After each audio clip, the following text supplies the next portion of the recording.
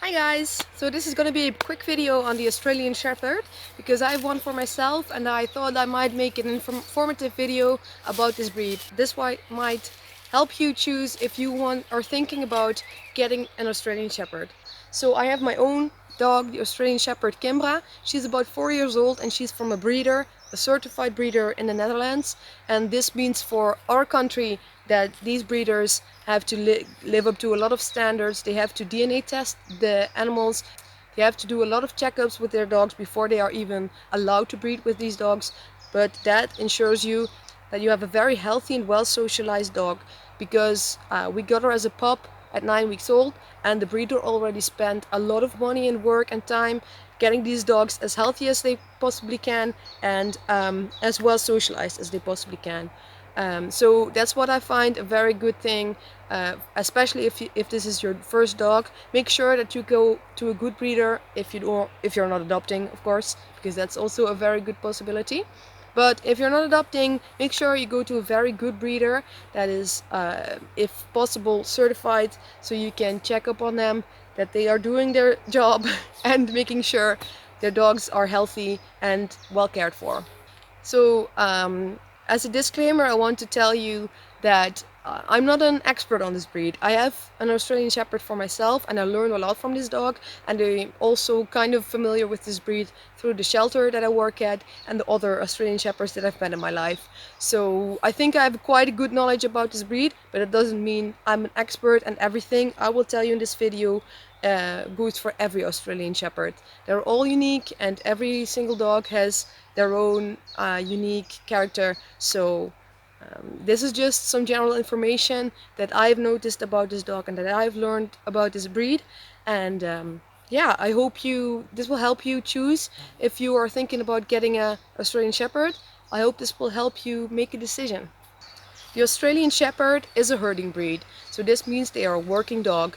This is great when you want a dog that is active and you can do a lot with. So if you want to do obedience or agility, this might be the perfect dog for you. This dog is originally from America. Even though they are called the Australian Shepherd, they are not really from Australia. The the history of this breed is a bit unknown, but as far as I know, they are from America. This breed comes in four standard colors, and you can have these colors with tan and white markings. So they have blue merle, red and black. It's not a very big breed. They come to about your knee at the withers. So they're not a very big breed. They're pretty sturdy. Um, so they're not very dainty like a poodle or something. They have big bones and they are ready to take on any challenge. They have a beautiful coat, but this coat does need some attention. It sheds a lot. So twice a year they will go from their winter coat to their summer coat, or the other way around, and they will shed a lot. Between these periods they will also shed, but a lot less.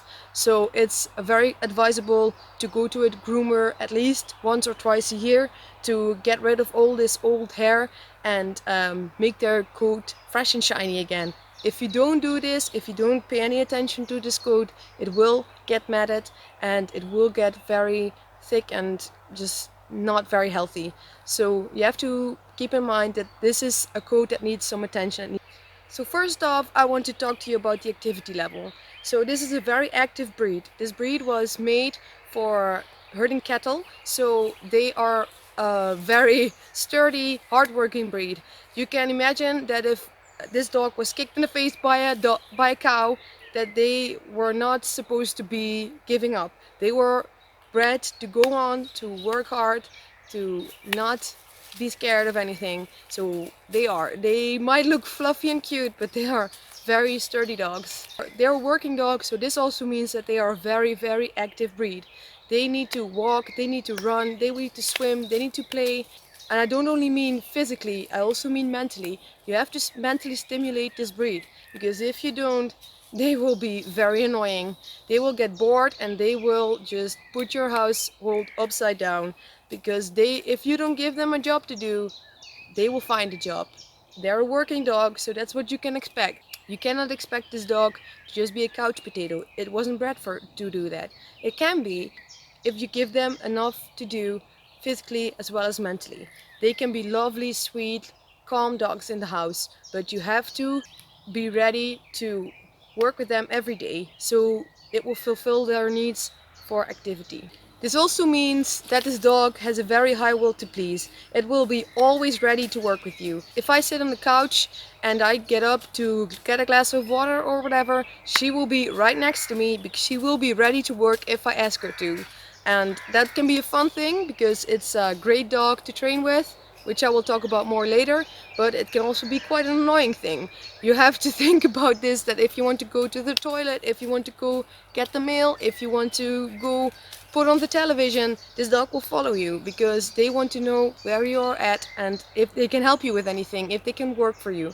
Again, that's what they were bred for, and that's what you can expect. The second thing I wanted to talk to you about is the trainability. Because it's a working dog, it's also a very trainable dog. You can do obedience, agility, swimming, herding, all kinds of stuff with them. They're up for everything and they are ready to go always. So that makes them a dream to work with. That being said, they have a working mode and a not working mode.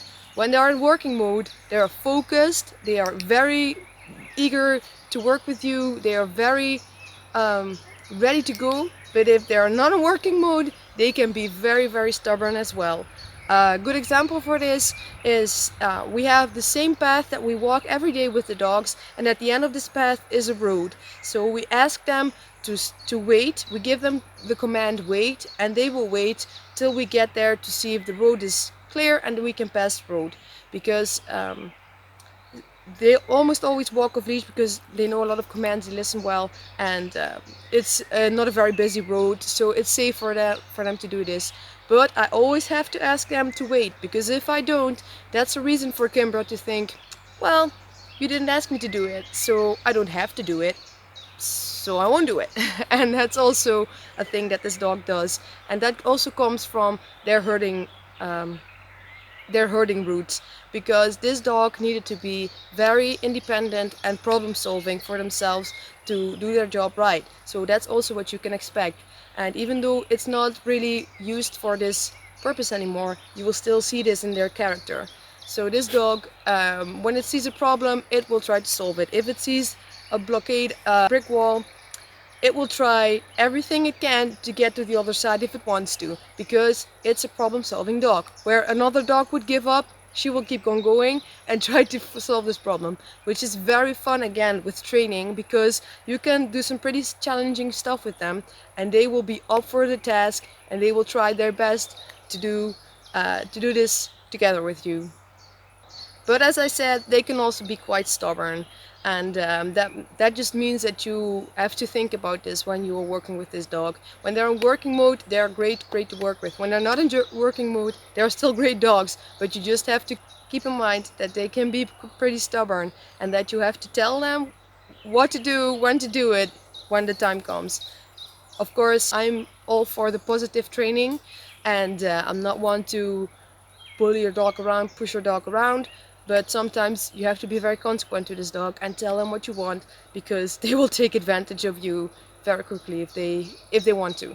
On the other hand, Kimbra also has another trait that I think is very common in the Australian Shepherd, and I see this with her a lot.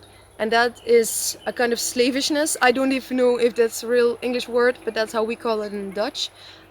With that I mean that if you ask her to do something and she doesn't want to do it, she will still go very far to do it. For example, all my dogs know the command go pee, and with this command I just mean we're gonna go outside and you're gonna have to do your business. So for example, when my Havanese puppy, when I give her this command and she doesn't have to pee, she will just sit there and look at me like, well mom, I don't have to pee, so you can give me that command as much as you want, but I'm not gonna pee. Which I find perfectly fine, because if you don't have to pee, you don't have to pee, and that's fine with me. I'm just giving them the opportunity to do their business if they have to. But when I give Kimber this command and she doesn't have to pee, she's like, oh my god mom, you're telling me to pee, but I don't have to pee. What do? I want to follow your command because you told me to, but I don't have to pee. What should I do? And she will actually fake pee. She will just sit down and act like she's peeing just to please me. And that's also a thing that is common in this breed. They have such a high will to please that if they're asked to do something, they will go very far to do something. I hope you have learned something from this video. If you have any more questions, feel free to ask them down below. I will try my best to answer them. And I hope you enjoyed this, and see you next time.